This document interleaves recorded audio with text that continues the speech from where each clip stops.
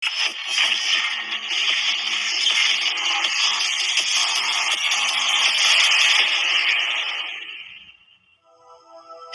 baginda Nabi Muhammad SAW tidak ada urusan dengan sihir, tidak ada urusan dengan perdukunan, dan juga tidak ada urusan dengan persulapan.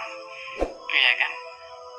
Sulap itu memang asasnya adalah yang namanya sulap itu ya bim salah bim. Iya kan? Kalau sudah bim salah bim itu pasti ada pengkelabuan. Maka kita tidak perlu terlalu sibuk ngurus seperti itu. Ahli iman itu sudah jelas. Ahli iman kesibukannya apa? Idza asobatku sarra fasyakar wa idza asobathu dharra fasobar. Ahli iman itu kalau dikasih kemudahan oleh Allah maka dia bersyukur. Kalau dikasih kegundahan oleh Allah, kesempitan oleh Allah, maka dia sabar. Ahli iman itu hanya urusannya dengan Allah. Sabar, syukur, sabar, syukur, sabar, syukur. Kita nggak ngurus pesulap hijau, pesulap kuning, pesulap putih. Nggak ada urusan itu. Ya kan? Hanya karena beliau bertanya gimana apa pendapatnya, apa kan gitu kan. Ini kan kemarin sudah kita jawab sebenarnya. Artinya gini.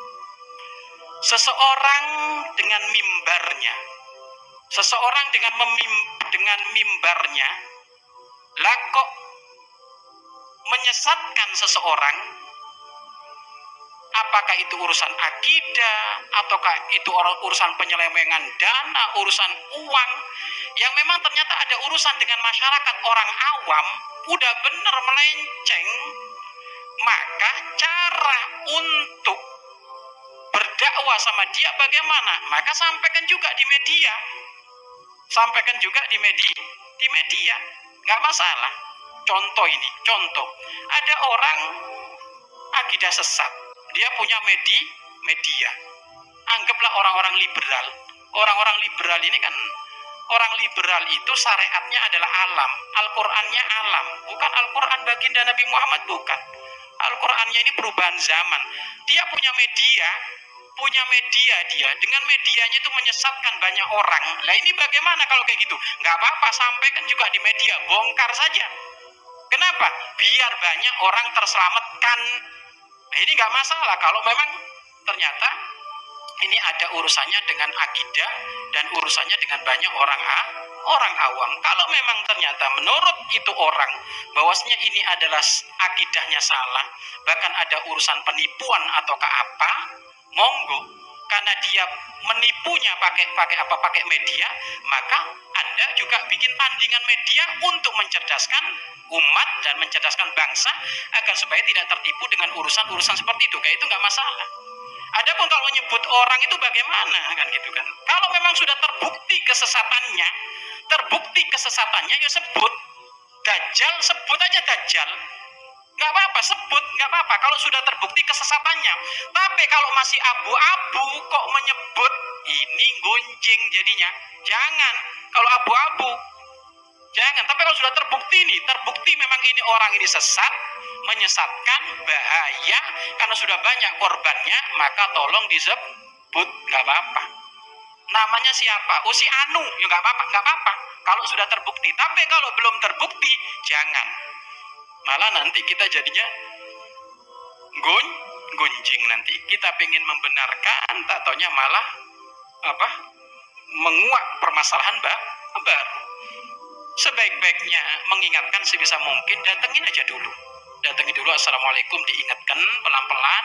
Kalau masih tetap kayak gitu, ternyata semakin menjadi fitnahnya, ya sudah.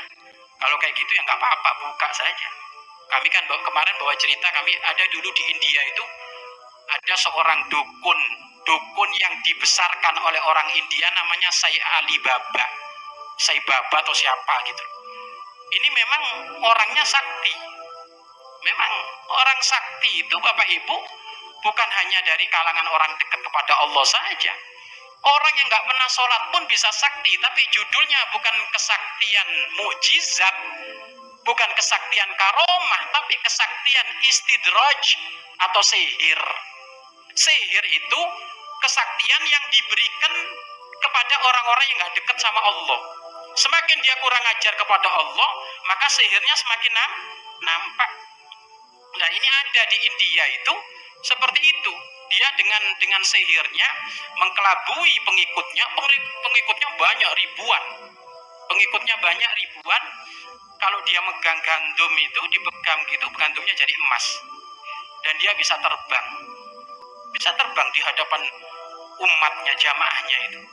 Akhirnya ada seorang Habib kunjung ke makamnya Rasulullah Shallallahu Alaihi Wasallam. Habib ini kunjung ke makamnya Rasulullah, sempat tertidur, tak taunya mimpi ketemu Rasulullah Shallallahu Alaihi Wasallam. Mimpi ketemu Rasulullah, dikasih tongkat sama Rasulullah, disuruh dakwah ke India. Akhirnya nyampe lah ke India, ketemulah dengan Syekh Ali Baba ini. Dia lagi meragain kesaktiannya di depan pengikutnya itu, lagi terbang keliling gitu. Tongkatnya itu dilempar, tongkat pemberian Rasulullah tadi dilempar, akhirnya itu digebukin di atas itu. Syekh Ali Baba digebukin ke atas sampai akhirnya jatuh.